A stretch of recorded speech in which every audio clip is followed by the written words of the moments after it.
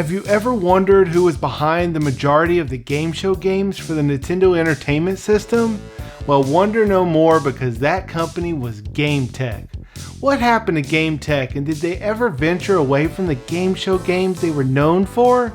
Let's find out, but first, if you're new here, I'm Rodney and this is my channel, Zivivi Entertainment. Before we continue, don't forget to subscribe and click the notification bell to keep up to date on my latest videos. Let's get started.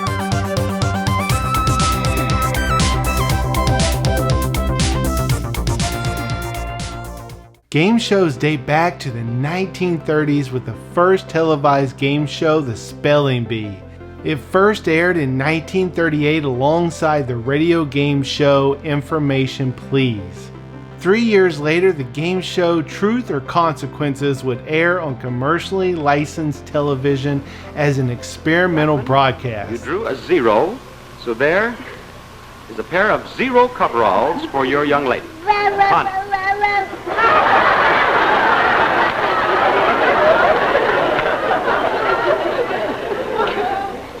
If that kid wants to do the talking, tell her to get her own show. In the 1950s, as pop culture was spreading across the country, game shows quickly became a permanent lineup on television.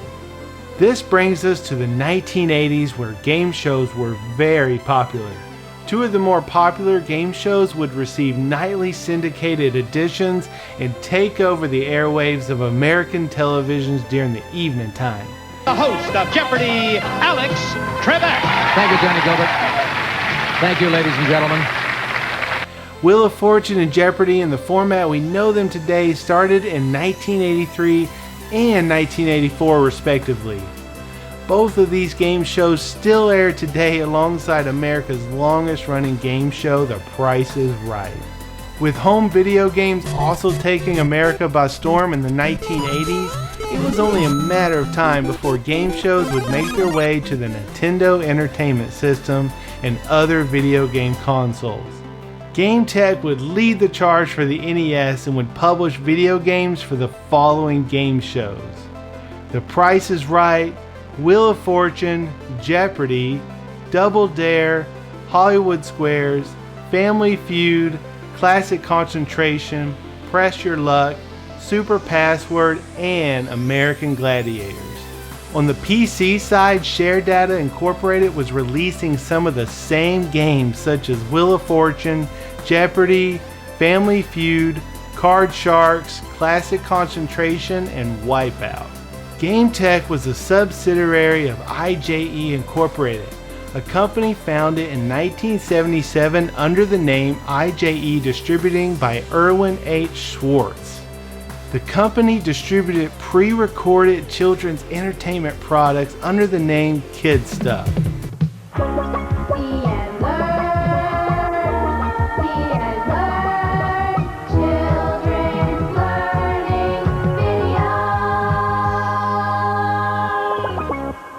From 1977 to 1985, IJE acquired multiple entertainment development licenses for different television shows, sports entities, and name brand children's products.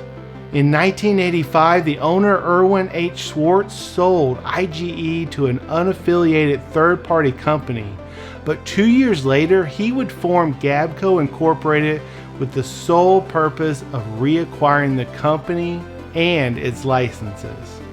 Once the company was reacquired, GameTek was formed for the purpose of developing and publishing video games and other software based on those licenses IJE had purchased. Their first game, Wheel of Fortune, was released in 1987 for the Nintendo Entertainment System. The copyright information in the game lists IJE, but the cartridge says GameTek. The same would go for Jeopardy, released in the same year. Both games were developed by Rare, a company known for the hit series Donkey Kong. A year later, GameTek would develop and publish Double Dare, a kid favorite from Nickelodeon for the Commodore 64. Rare would develop the NES version, released in 1990, and GameTek would handle the publishing. Also in 1988, Rare would develop the celebrity guest game show Hollywood Squares for the NES, with GameTek once again handling the publishing. Also in 1988, they would release their first of 3 Fisher-Price games titled Firehouse Rescue. The other 2 games would release in 1990 titled I Can Remember and Perfect Fit. That same year, they would team up with their competition Share Data Incorporated and publish the second edition of Wheel of Fortune on the Commodore 64. The last 2 games released in 1988 was Pressure Luck and Super Password for the personal computer, and those games were developed by PSI and Softy Incorporated respectively. In 1990, they would publish Family Feud and Classic Concentration for the NES, and those games were developed by Beam Software and Softy Incorporated respectively. Also in 1990, they would team up with Advanced Software Products, who would develop their first and only 2 games for the PC known as The Price is Right, based on the popular game show hosted by Bob Barker, and Now You See It, a game show that only ran for 2 seasons. The first season was in the mid-70s, and the game show would return for a second season in the late 80s. In 1991, they would publish their last game show-based video game for the NES called American Gladiators. The game would vary greatly from the television show, with most events being side-scrolling and with overhead mini-levels that only partially resembled the actual game show. In 1992, GameTek would publish a Lemmings-style game called The Humans. It would receive an expansion pack that would later be dubbed Humans 2, The Jurassic Levels, and a third game released in 1995 called The Humans 3 Evolution Lost in Time. In 1993, GameTek would change its name to GameTek FL. I'm assuming the FL stood for Florida, which is where GameTek maintained an office. Then the company would rename Gabco Incorporated to GameTek Incorporated. Also in 1993, GameTek would publish the following games: the Macintosh version of Valkyrie, Frontier Elite 2, Nigel Mansell's World Championship Racing for the Nintendo Entertainment System, Nomad, and Demon's Gate for the PC. Another game was Zool, first released for the Amiga system, and during development, the development studio ran out of money and had to seek out sponsorship. That's when they approached the lollipop company Chupa Chups and formed an agreement. They also released Jeopardy Sports Edition in 1993, a game developed by GameTek themselves. The subsidiary of GameTek, Cybersoft, was created to handle developments for the Super Nintendo and would release the following games from 1994 to 1995. Adventures of Yogi Bear, Air Cavalry, Brutal Paws of Fury, Carrier Aces, Full Throttle All-American Racing, and Spectra. They would also continue publishing games in 1994 with the following games: Tarzan Lord of the Jungle, Race Days, Yogi Bear's Gold Rush, the European version of Star Crusader, and Quarantine. In 1995, Image Excel was purchased by Alternative Reality Technology, a subsidiary of GameTek, and renamed to GameTek Canada. They would release a sequel to Frontier Elite 2 called Frontier First Encounters in April 1995. GameTek was financially struggling, and the game was published in an incomplete state. Due to this, the game was ridden with many bugs and had to be extensively patched. It was then reissued as shareware and then eventually withdrawn from sales. David Braben, the director and writer for the game, filed a lawsuit against GameTek, alleging that GameTek forced Frontier Development Studio to release the game too early. It was eventually settled out of court in 1999. Also in 1995, they would publish the following games: Super Street Fighter II Turbo for PC, and a follow-up to Brutal Paws of Fury called Brutal Unleashed Above the Claw for Sega 32X and for the PC.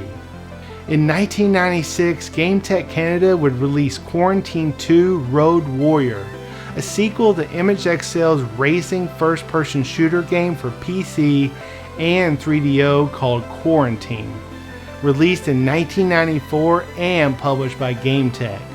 Both games were a successful exploitation of the game Doom, created by the company ID Software in 1993.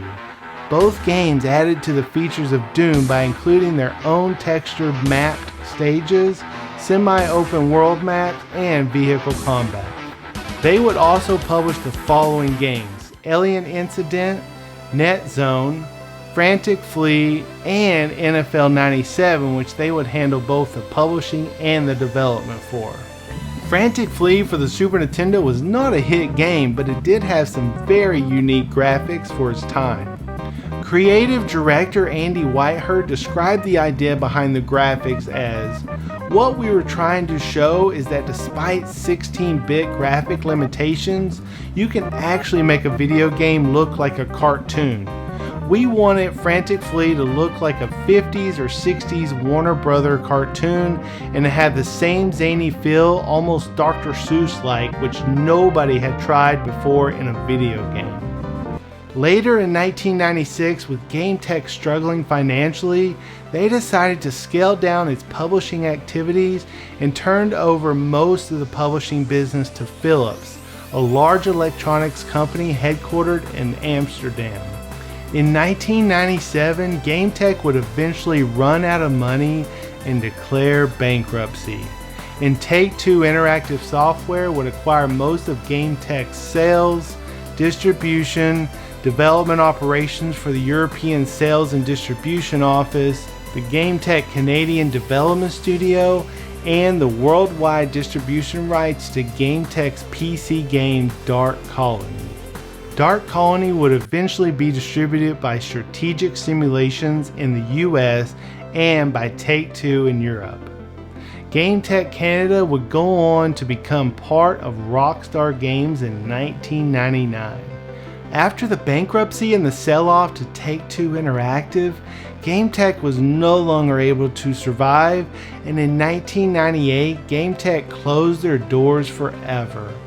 GameTek's game show games were definitely my favorite and still hold up pretty well today. However, like a lot of small video game publishers from the 80s and 90s, they just didn't make it. I think it goes to show us that it's very hard to survive being mostly a publisher and not having a real niche in the video game industry. What's your thoughts on GameTek's journey throughout the years? Do you have a favorite GameTek game that you still love to go back and play? Did I miss any significant events in the company's history, or maybe a game you wanted to see? If so, comment below because I'm always happy to have further discussions. As always, don't forget to subscribe because it really helps my channel grow. Click the notification bell to keep up to date on my latest videos. Click the thumbs up if you enjoyed watching this. Thanks to all my current subscribers, thanks for watching, and I'll see you next time.